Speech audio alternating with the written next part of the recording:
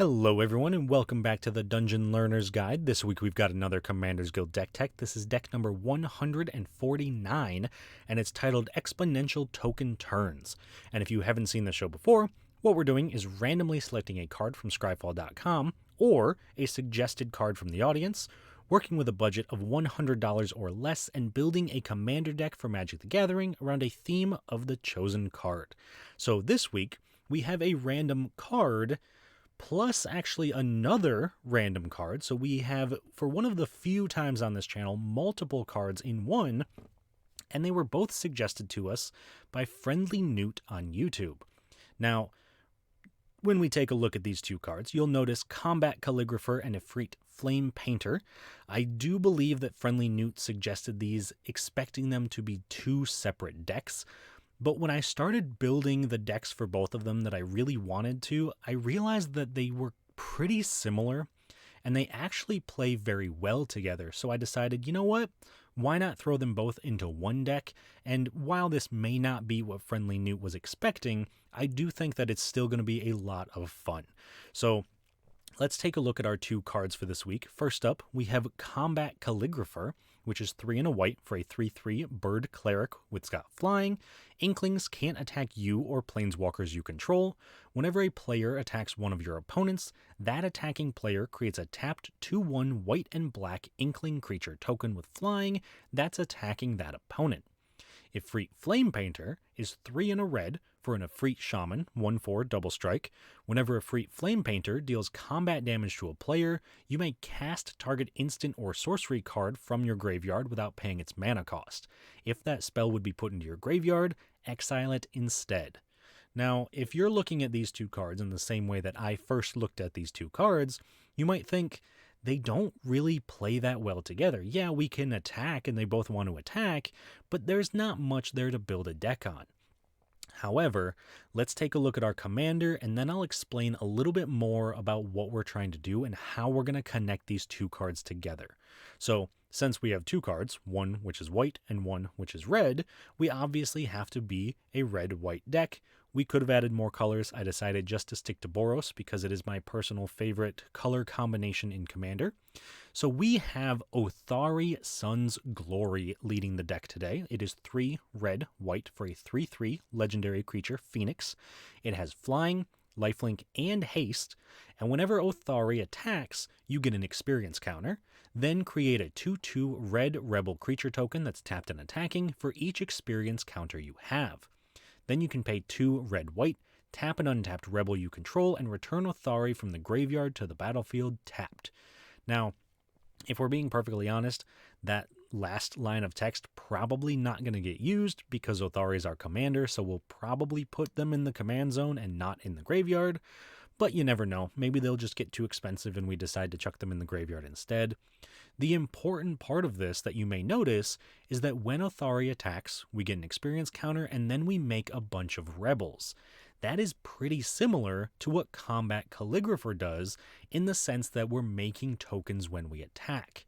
Now, if that is what we're really doing, let's jump ahead and look at our first theme for this deck, because while we're making all these tokens and attacking, that means we want to be attacking as much as possible, and the best way to do that is with combat steps. We want to take as many combat steps as possible in one turn, using cards like Relentless Assault, which is 2 red-red for a sorcery, untap all creatures that attack this turn. After this main phase, there is an additional combat phase, followed by an additional main phase. So this doesn't look super impressive up front. Yeah, we attack with Otharri once, we make a rebel, then we untap them with Relentless Assault, do it again, make 2 rebels. We got 3 rebels, which is pretty impressive overall. But you might have noticed that the name of this deck was Exponential Token Turns. We want turns where our tokens are literally exponential, and that is what Otharri allows us to do, and Combat Calligrapher to a lesser extent, because Efreet Flamepainter will let us cast these extra combat step cards from our graveyard when it deals combat damage. So we can attack, make a bunch of tokens, trigger Relentless Assault, do it again, trigger Efreet Flamepainter, cast Relentless Assault again, and do it again. And if we attack just 3 times in one turn with Otharri, we get a total of 6 Rebel tokens, and that can get out of hand very, very quickly when we look at the fact that we have a ton of ways to take extra combat steps in this deck. So we can really run over a game almost out of nowhere if our opponents aren't expecting it. So that is what we're really trying to do with this deck, and we do need a couple more support pieces to make sure that we can pull it off. So not only do we have our first theme, which is extra combat steps, we also have our second theme, which is creatures that make creatures when they attack.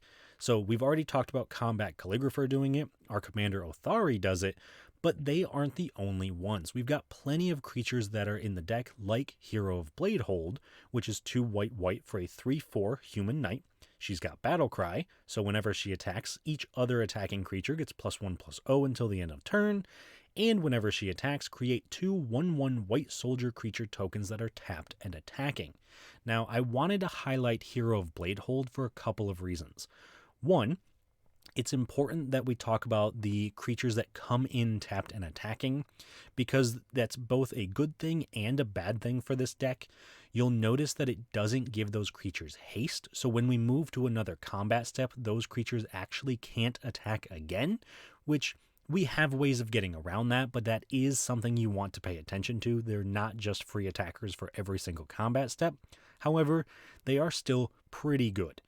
The other thing I want to point out about Hero of Bladehold is that Battle Cry goes until the end of turn. If we attack multiple times in a turn, we trigger Battle Cry every single time we go to attack, and it stacks. So the first time we attack, things get +1/+0, the second time is +2, third time is +3. You can kind of see how this gets out of hand very quickly, but I'm not going to lie to you, math really becomes a problem playing this deck, because you've got tokens that came in on the first attack, they are getting +1/+0. You've got tokens that came in on the second attack, they're getting +1/+0, and then the first round of tokens is now getting +2/+0. So if math isn't your thing, which to be perfectly honest, it's not mine, I struggled a little bit playing this deck a couple of times, but it's something to be aware of. Now, with all of that being said, we do have one final theme in the deck. Because we're Boros, we're attacking, we're making tokens, we gotta make sure we can benefit from attacking, and the best way we can do that is making sure our creatures have haste. Now, I mentioned it earlier with Hero of Bladehold that the attacking tokens don't have haste for the second round of combat, but with something like Roar of Resistance, they do. So 1 in a red enchantment, creature tokens you control have haste. Whenever 1 or more creatures attack, you may pay 1 and a red. If you do, creatures attacking your opponents and or planeswalkers they control get +2/+0 until the end of turn. This is, again, an until end of turn effect, so if we activate it multiple times with the multiple combats we're going to have, then they get to start stacking up. The other key line of text on this is that creature tokens have haste. This is, unfortunately, just for our tokens, so it won't give the Hero of Bladehold haste, but it will give her tokens haste.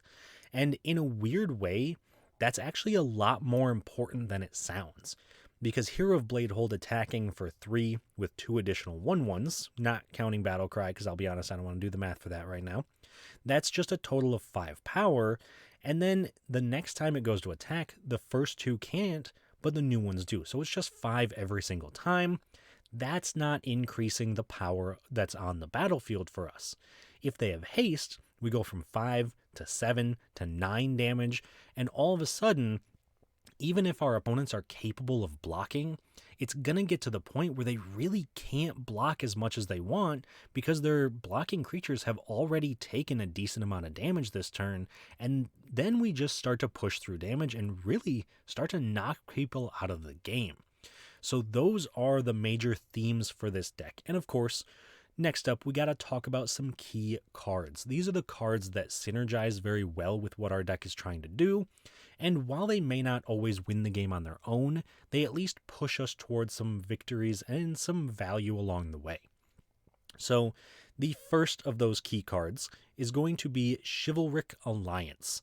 Since the main thing we want to be doing is attacking and putting our creatures into play, we need to make sure that we have a way to not get completely blown out if our opponents have a board wipe, and the best way to do that is to draw cards, and what better way to draw cards than by attacking?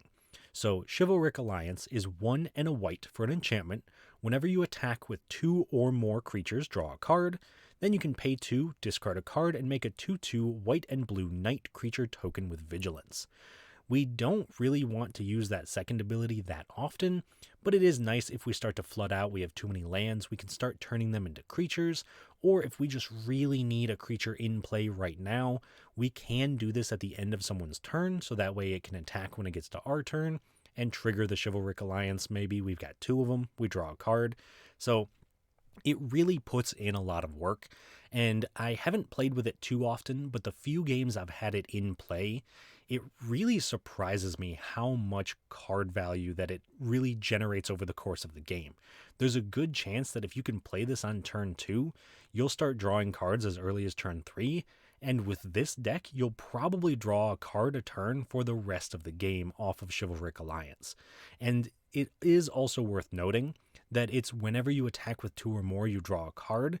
That's not a once per turn deal. If we take multiple combat steps, we draw a card every single time we attack with 2 or more creatures.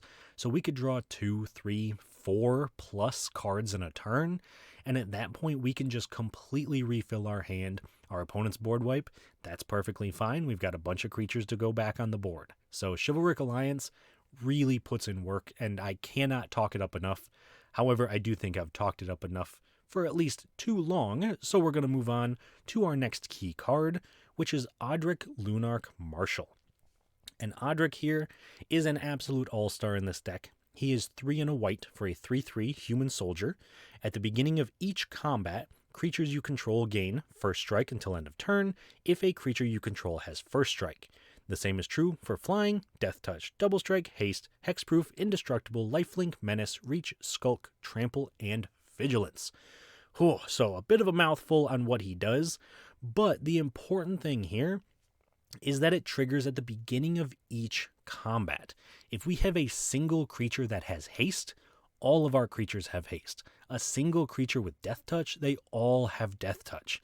And this gets incredibly important when we start making tokens and attacking and then untapping for an extra combat step, because those new tokens won't have gotten the buff from Odric. They won't get trample. They won't get indestructible because they weren't there when his trigger resolved.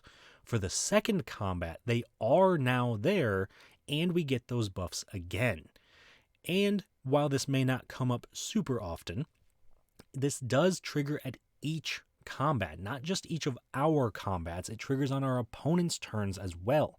So if we have a creature that has flying, our opponents are going to struggle to attack us because now all of our stuff has flying, which you may remember Otharri has flying. Otharri also has haste and lifelink, so we can really bulk up the board with just random keywords and just start swinging without too much fear of any repercussion. So that is, again, why Odric is probably the MVP of this deck and very much worth getting on the battlefield as soon as you can. Now, our final key card is going to look a little bit different, but is a lot of fun to play with. It is Witty Roastmaster. Sometimes in a game, you just can't push through what your opponents are doing on their board, and you need another way to win that's not combat. Witty Roastmaster gives us just that. It is 2 and a red for a 3/2 Devil Citizen, and it has Alliance, so whenever another creature enters the battlefield under your control, Witty Roastmaster deals 1 damage to each opponent.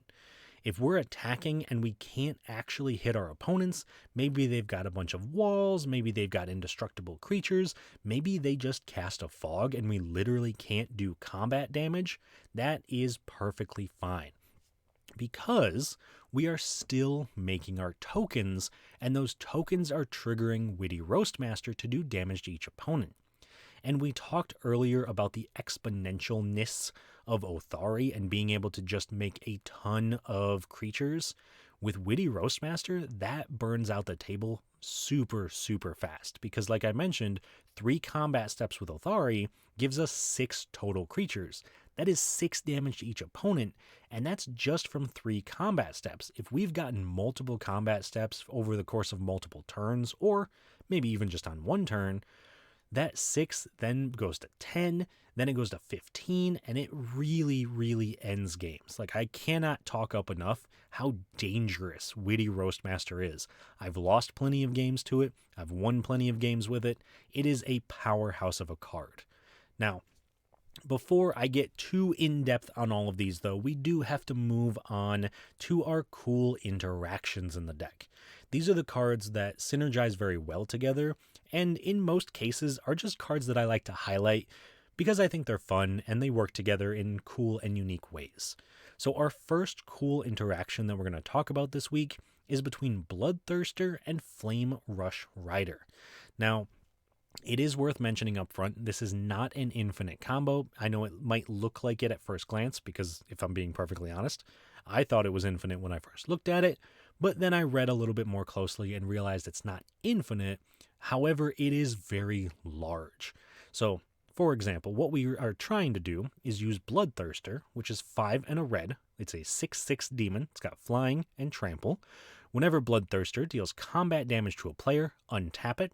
After this combat phase, there is an additional combat phase, and Bloodthirster can't attack a player it has already attacked this turn. We're going to use Bloodthirster to take, well, normally 3 extra combat phases because we can attack each of our 3 opponents, each time getting an additional combat phase, and then it can't attack again. So, including our original combat step, we now have attacked 4 times in a turn, as long as Bloodthirster can get in at each opponent. Flame Rush Rider is going to take those 3 extra turns we get, and it's going to double it up to 6. So Flame Rush Rider is 4 and a red for a human warrior, 3/3. Whenever Flame Rush Rider attacks, create a token that's a copy of another target attacking creature, and that's tapped and attacking. Exile the token at the end of combat, and you can dash it in for 2 red, so you would play it in for haste, and it returns to your hand at the beginning of the next end step. Ideally, what we do here is we attack with Bloodthirster and the Flame Rush Rider. Flame Rush Rider copies the Bloodthirster. Both of the tokens will do damage. Or, I'm sorry, not both of the tokens. Both of the Bloodthirsters, one of which is a token, will do combat damage to an opponent. Both of them will trigger. Both of them will give us an additional combat phase. Yes, one of them then goes away, but we still get both of the combat steps. And the only Bloodthirster that dealt damage to that opponent is the original because now the new one is gone. So instead of just getting 3 combats because we have 3 opponents, we're getting 6 combats because they're each getting hit twice. And on top of all of that, that's 12 total damage from the Bloodthirsters plus 3 from the Flame Rush Rider.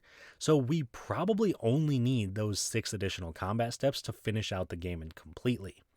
Now, it is worth mentioning, though, that you obviously have to connect with the Bloodthirster. If they have a way to stop it or block it, that's a bit of a struggle, but it does give us an additional way to do it. Because it's a 6/6 flying trample, it's very unlikely our opponents can block 2 of them. Honestly, it's probably pretty unlikely they can even block 1. The Flame Rush Rider is the one you gotta be a little bit careful about, but still worth mentioning. Now, that is cool interaction number 1. And let's move on to cool interaction number 2, which is between Rabble Rousing and Ogre Chitterlord. Now, I will be perfectly honest about this one. Ogre Chitterlord could be replaced with pretty much any creature that makes tokens when it attacks, but I wanted to use the Chitterlord because I think it's a ton of fun. So let's start there. The Ogre Chitterlord is 4 red for a 6/5 Ogre Warrior with Menace, and whenever it enters the battlefield or attacks, create 2 1/1 black rat creature tokens with this creature can't block. Then if you control 5 or more rats, each rat you control gets +2/+0 until the end of turn. Rabble Rousing is 4 and a white for an enchantment, has Hideaway 5. Whenever you attack with 1 or more creatures, create that many 1/1 green and white citizen creature tokens. Then if you control 10 or more creatures, you may play the exiled card without paying its mana cost. This is by far one of the best token generators in the entire deck because it triggers on every single creature that's attacking. And with all of the token generation we have, this can get out of hand incredibly quickly. And so that is why I wanted to highlight creatures that make creatures when they attack. There are some weird synergies here in the sense that when Ogre Chitterlord attacks, the rats that it creates do not come in tapped and attacking, so we can't technically stack it. Plus, even if we could, the attacking creatures were not declared as attackers and therefore do not trigger rabble rousing, which is kind of confusing. But the important part is that once we've made those tokens, they can trigger rabble rousing when they attack in the next combat step. And that also makes citizens, which are being made with rabble rousing, which if we have haste can then attack in the next combat step and make more citizens. And this is kind of where that exponentialness comes in. Because if we're attacking with 2 creatures, we make 2 more creatures. Now we have 4. We attack, we make 4 more. We go to 8, then 16, then 32. It only takes a couple of combat steps to just have an overwhelming board presence that our opponents cannot stop. And that is why, 1, rabble rousing is probably the best token generator in the deck, and it pairs super well with things like Ogre Chitterlord. And so now we get into the final part of our deck tech where we've got to talk about the price of the deck. Now you may have noticed that we've been talking about quite a few expensive cards, so we did come pretty close to our budget limit this week, hitting $97.66, with the most expensive card in the deck being Breath of Fury, which is $8.11. Now, unfortunately, a lot of extra combat step cards are pretty expensive. They're between like $3 to $6. Breath of Fury obviously being the most expensive. It is 2 red for an enchantment aura. Enchant creature you control. When enchanted creature deals combat damage to a player, sacrifice it and attach Breath of Fury to a creature you control. If you do, untap all creatures you control, and after this phase, there is an additional combat phase. This is, without a doubt, the most important piece in this entire deck. And I know that sounds weird looking at it, but there's a reason I fought hard to make sure that this card made the cut, even though it's $8. Because with anything that can attack and make multiple tokens, if those tokens are capable of getting through, this just goes infinite and wins the game. So, for example, if we have Otharri, which attacks and makes a bunch of rebels, if at least one rebel can get through, it's got the Breath of Fury attached to it, it hits, we get an additional combat phase, then we attach Breath of Fury to a different rebel, we attack again, we get more rebels, and we can continue that chain until our opponents are capable of stopping it, which if we can keep getting through on at least one player, we have so many tokens that now our opponents can't really stop us. So that is why this is such an important card and why it's still in here despite its price. However, if you do need to trim a little bit of the price from this deck, you could cut Breath of Fury. It would also be a good way to cut some infinites from the deck if that's not really your style, so that is something to consider. On the other hand, though, if you're looking for a suggestion to put into the deck that was out of our budget, I do have a suggestion for you, and this might look a little strange because this is one of the few times I'm going to recommend a card that technically has not been released yet as of the recording of this video.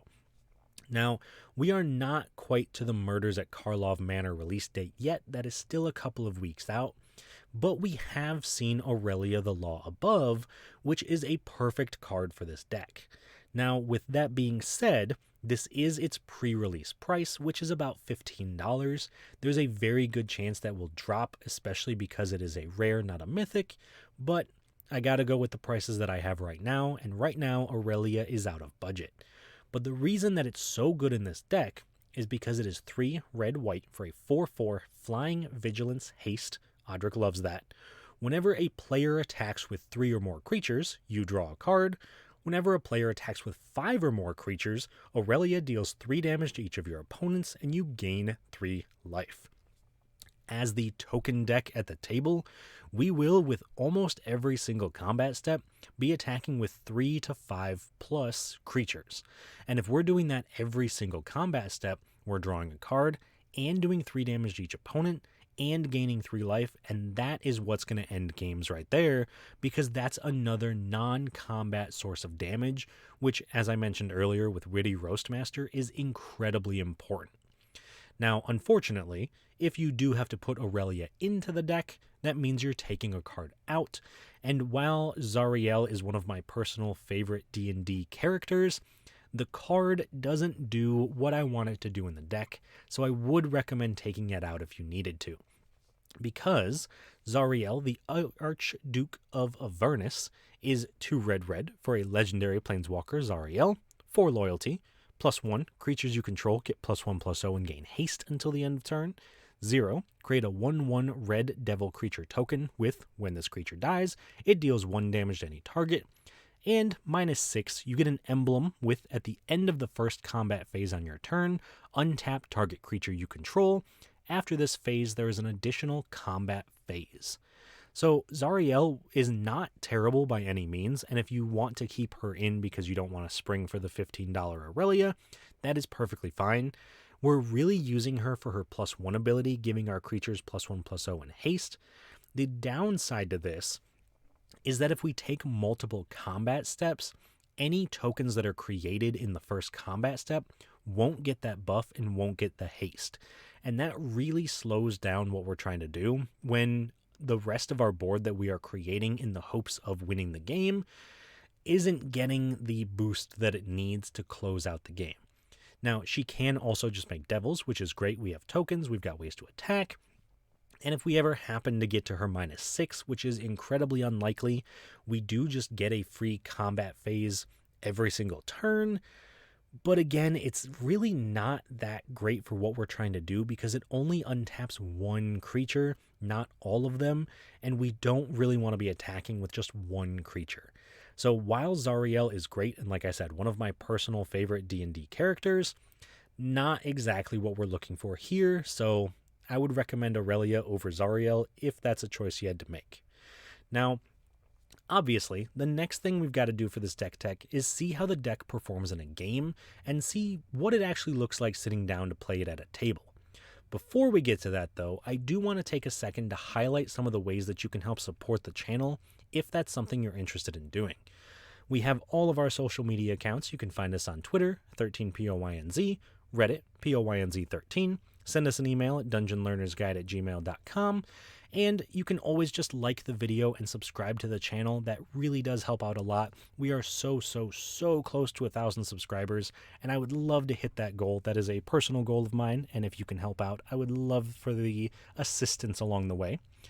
And if you're looking to support the channel a little bit more directly, you can also find us over on Patreon, patreon.com/dungeonlearnersguide, and right here on YouTube as a channel member, which will be in the description below. Once you're there, you'll get access to some sweet things like a Discord channel where we brew up a lot of these videos and also where we play the games. So if you want to be in the games on the channel, that is one of the best ways to do it. You'll also get access to the deck lists a week early. You'll get to see the unedited gameplay videos. I'll send you a random card every single month as a thank you for your support. It is one of the random cards that we build around, but I also choose it randomly because that just kind of feels in the spirit of things. So if you would like to be a part of that and join the amazing people listed below, do check us out. And of course, we got to shout out the amazing patrons and channel members as they stand right now. So a huge thank you to William Swiftfoot, Doodle, Calvin Schmidt, Eric Hui, Jeff Winger, Jeffrey Boos, Salty and Sunshine, Tyler Esme, Sven von Nimwegen, Patty Whack, and Richard. So to all of you, thank you all so much. And if you would like your name listed among them, like I said, check us out on Patreon or right here on YouTube. So with all of that out of the way, let's take a look at the game for this week. Now, we are running up against 3 opponents, and it's a very red-heavy table this week because we've got Doodle playing Doretti Scrap Savant, Mike playing Kaikar Wind's Fury, and Luke playing Zirlin of the Claw. So starting off with Doodle and his Doretti deck, this is pretty much exactly what it looks like. This is an Artifacts Matter deck.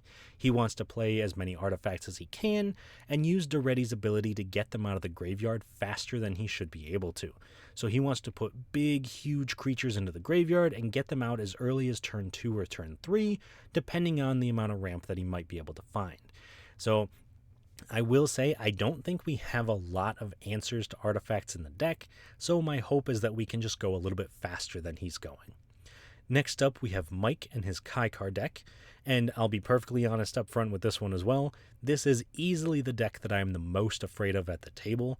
I've played Kaikar in the past. I've put Kaikar into many decks in the past. It is an absolutely brutal commander to fight against because there's just so much value. Being able to make a spirit whenever you cast a spell and then use that spirit for more mana is just a huge value engine, and I know that Mike has plenty of ways in here to benefit from all of his spirits, and I'm sure we'll see some sweet spell slinging things. Was a bit of a tongue twister there, and I'm still very scared of it, but I am also very interested to see what Mike can do because he's a phenomenal deck builder and always finds ways to make things really, really cool. So that is Mike's Kaikar deck. And then last but not least, we have Luke playing Ziralin of the Claw. This is a deck that showed up multiple times on the channel. In fact, Luke and Doodle both have a version of Ziralin, but this is a dragon-style deck, and Luke wants to get Ziralin in play and then use him to search his library for dragons, put them into play, and find ways to avoid the exile clause that comes with that. So instead of exiling them at the end of turn, he might sacrifice them or blink them or do something else with them. So a very fun idea for a deck. And I'm definitely looking forward to seeing what he can do because every single time he plays this deck, it's something different because of the dragons. But those are our opponents for this week, so let me know down in the comments who you think is going to win. Get your predictions in now before the game actually gets started. But I am very excited. I hope you all are as well, and I will talk to you all once the game is done. At the start of the game, Doodle goes first, followed by Mike, Luke, and then myself. On Doodle's first turn, he plays a mountain and casts Soul Ring. Mike plays a mountain and casts Skull Clamp. Luke plays a mountain and casts Faithless Looting, drawing 2 cards and then discarding 2 cards. I play a command tower. Doodle plays a mountain and casts his commander, Doretti Scrap Savant, activating his +2 ability to discard 2 cards and draw 2 cards.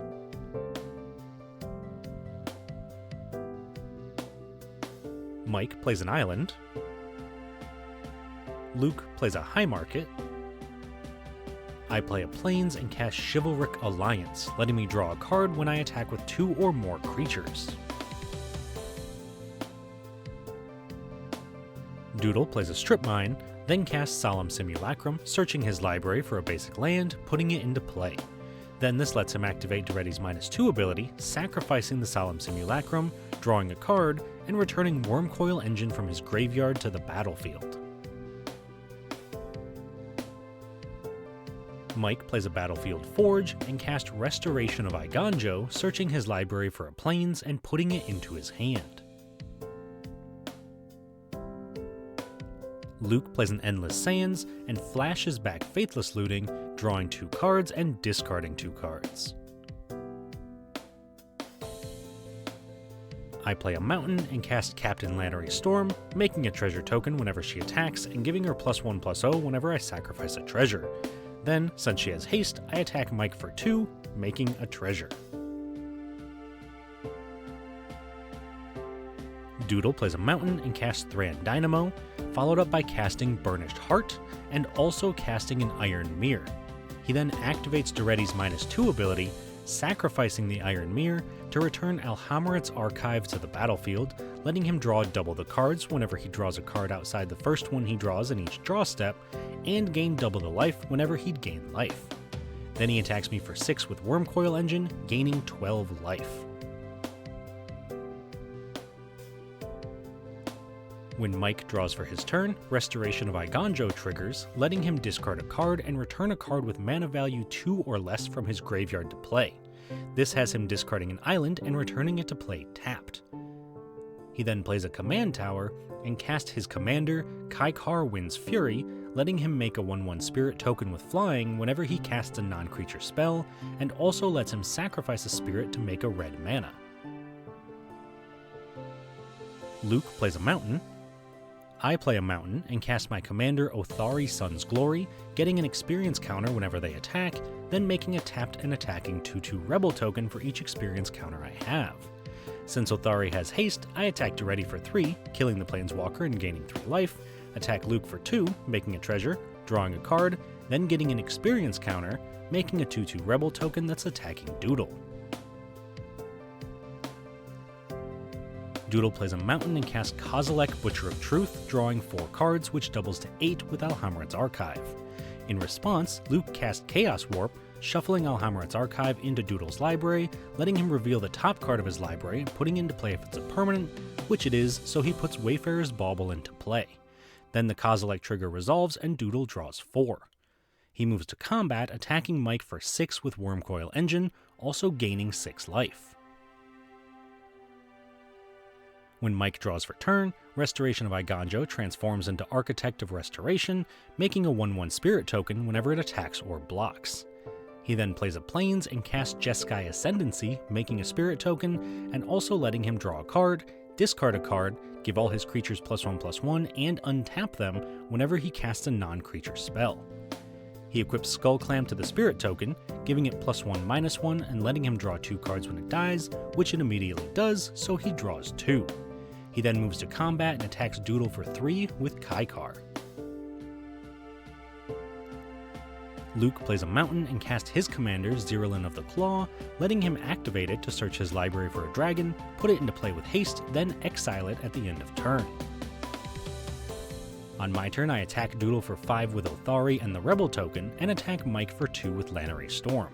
This has me making a treasure, drawing a card, getting an experience counter, and making 2 more Rebels that are tapped and attacking Doodle.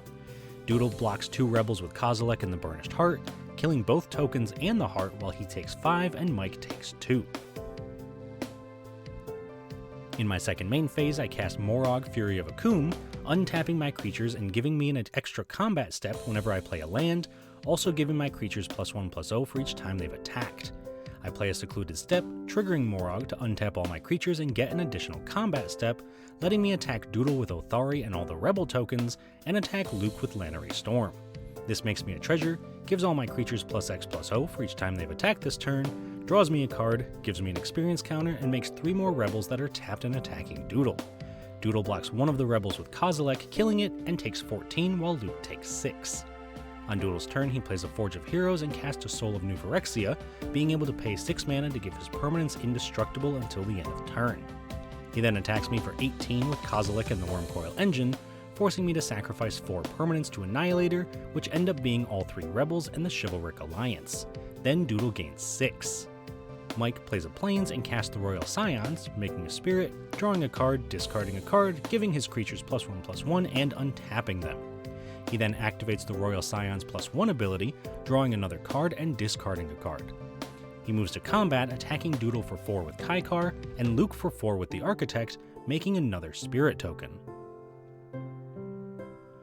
On Luke's turn, he activates Ziralin, searching his library for a dragon and putting it into play, in this case Ancient Copper Dragon, which lets him roll a d20 when it deals combat damage to a player, making a number of treasure tokens equal to the result. He attacks Doodle for 6 with the dragon, rolling a 4 on a d20 to make 4 treasure tokens. Then, in his second main phase, Luke casts Blasphemous Act, doing 13 damage to all creatures. In response, Mike casts And They Shall Know No Fear, naming wizards so that his wizards are indestructible until the end of turn. This makes him another spirit, lets him draw a card, discard a card, untap all his creatures, and give them +1/+1. Still in response, Mike casts Artistic Refusal, drawing a total of 3 cards, discarding 2, giving his creatures +1/+1, untapping them, and making a spirit. Once the board wipe has resolved, Luke casts a Quicksilver Amulet, letting him pay 4 mana and tap it to put a creature from his hand into play. He also casts Vandal Blast, destroying Mike's Skullclamp.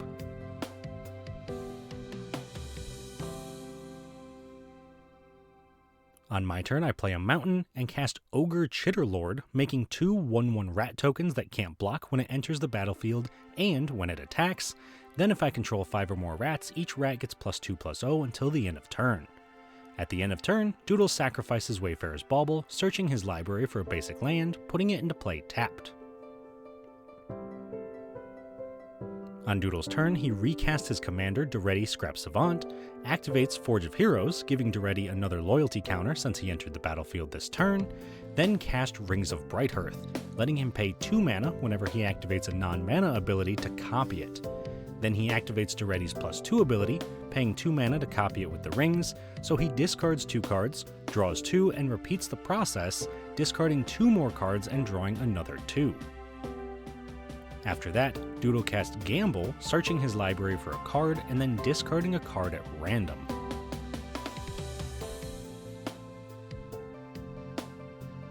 Mike plays a Sulphur Falls and casts Court of Grace, becoming the Monarch and making a Spirit token in his upkeep if he's not the Monarch, or a 4/4 Angel token if he is.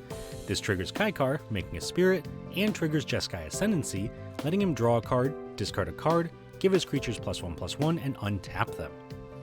He then activates the Royal Scion's +1 ability, giving Kaikar +2/+0, First Strike and Trample until the end of turn, letting him attack Duretti for 6 with Kaikar, killing the Planeswalker. Then at the end of turn, Mike draws a card since he's the Monarch. On Luke's turn, he simply untaps and passes. On my turn, I play a Plains and cast Odric Lunarch Marshal, so at the beginning of combat, if any of my creatures have a keyword, they all get the same keyword. This lets me attack Mike for 8 with the Chitterlord and my 2 rats, since they all now have Menace, making 2 more rat tokens and becoming the Monarch. In my second main phase, I cast Hanweir Garrison, which makes 2 1/1 human tokens that are tapped and attacking whenever it attacks. Then at the end of turn, I draw for Monarchy.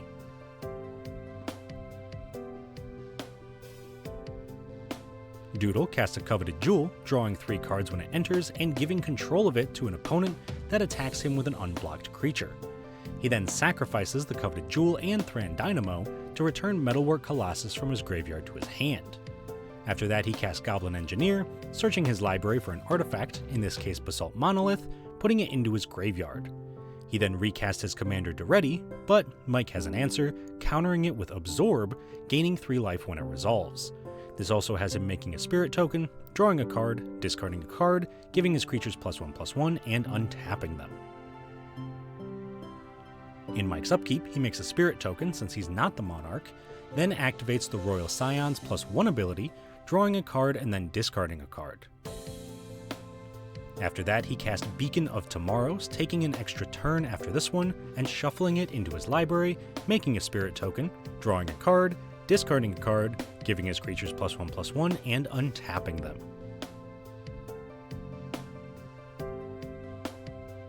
He then moves to combat, attacking Doodle for 6 with Kaikar and a Spirit, and attacks me for 4 with 2 Spirits, retaking the Monarchy. At the end of turn, Mike draws for being the Monarch, then passes to himself. In Mike's upkeep, he makes an Angel token with the Court of Grace, and activates the Royal Scion's -8 ability, killing the Planeswalker, drawing 4 cards and doing 9 damage to Doodle since he has 9 cards in his hand. He then plays an island and casts Rabble Rousing, hiding away a card and letting him make a 1/1 Citizen token whenever he attacks with a creature, casting the hidden spell for free if he controls 10 or more creatures. This also makes him a Spirit token, lets him draw a card, discard a card, give his creatures +1/+1, and untap them. He then casts Invasion of Segovia, choosing me to defend it. Then he makes 2 1/1 Kraken tokens, makes a Spirit, draws a card, discards a card, gives his creatures +1/+1, and untaps them. He attacks the invasion for 5 with Kaikar, transforming it into Sadist Sea Titan of Segovia, giving his non-creature spells Convoke, and untapping 4 creatures in his end step, and he also attacks Doodle for 12 with his Spirits. This triggers Rabble Rousing, making 5 Citizen tokens and letting Mike cast the hidden card Transmogrify, exiling a Spirit and revealing cards from the top of his library until he reveals Dragonlord Ojutai, putting it into play. This also makes him a Spirit, gives his creatures +1/+1, and untaps them, meaning Doodle takes 16 damage.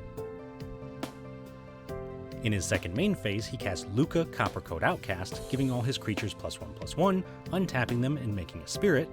He casts Expressive Iteration, looking at the top 3 cards of his library, putting 1 into his hand, 1 on the bottom of his library, and exiling 1, which also gives his creatures +1/+1, untaps them, and makes up a Spirit. He casts Invasion of Gobakhan, choosing me to defend it, making a Spirit token, drawing a card, discarding a card, giving his creatures +1/+1, and untapping them. Then, when the invasion enters the battlefield, he looks at Luke's hand, exiling Lathless Dragon Queen from it, making it cost 2 more to cast. Once that's resolved, he casts Prismari Command, drawing a card, discarding a card, making a spirit, giving his creatures +1/+1, and untapping them. Then the command resolves and Mike draws 2 more cards, discards 2, and makes a treasure token. He then casts Farewell, exiling all graveyards and artifacts, drawing a card, discarding a card, making a spirit, giving his creatures +1/+1, and untapping them. In response, Luke activates Quicksilver Amulet, putting Scourge of the Throne into play. Mike then casts Impact Tremors, doing 1 damage to each opponent whenever a creature enters under his control. This also draws him a card, has him discard a card, make a spirit, give his creatures +1/+1, and untaps them. He activates Luca's -2 ability, exiling a Kraken token and revealing cards from the top of his library until he reveals a creature with higher mana value, putting it into play. This winds up being Ovika Enigma Goliath, letting him make X 1/1 Phyrexian Goblin tokens whenever he casts a non-creature spell, where X is the mana value of that spell. This also does 1 damage to each opponent. Then he casts Ashnod's Altar, letting him sacrifice a creature to make 2 colorless mana, also making 3 goblins, making a spirit, giving his creatures +1/+1, untapping them, and doing 4 damage to each opponent. Finally, he draws for being Monarch. Luke casts Tormenting Voice, discarding a card to draw 2, then plays a mountain.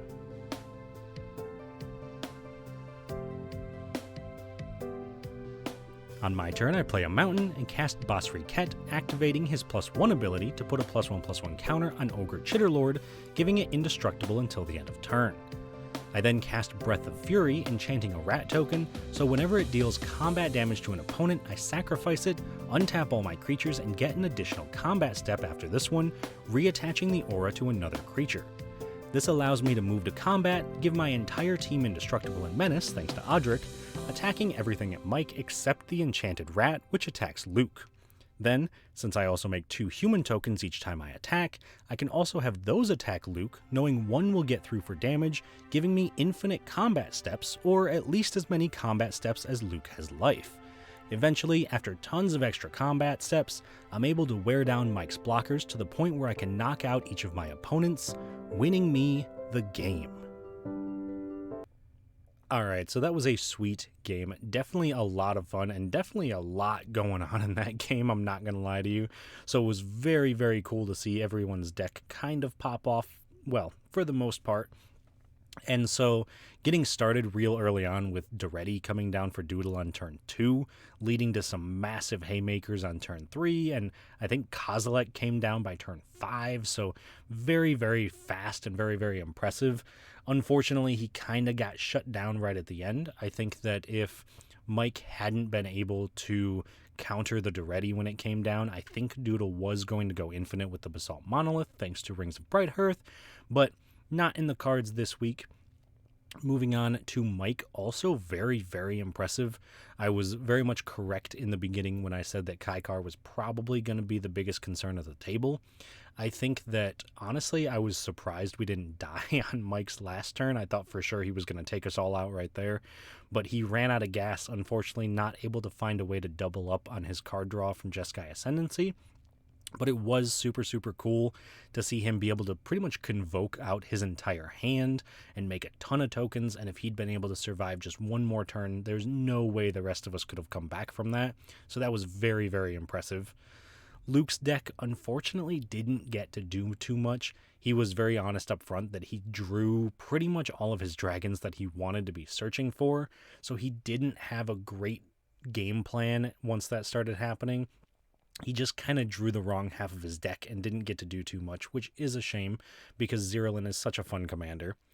And then moving into our deck, of course, we did exactly what we wanted to do. We made a ton of tokens and did a ton of damage, and we were able to sneak out a victory, pretty much just like snatching a victory away from Mike at the end there by being able to make a ton of tokens and take a bunch of combat steps. And the Breath of Fury putting in that infinite combo that I talked about earlier, or like I mentioned, at least an infinite combo that was equal to the amount of life that Luke had, because unfortunately I kind of had to use Luke as a punching bag so I could get through to Mike, but you get what I'm saying. So very, very impressed by the deck.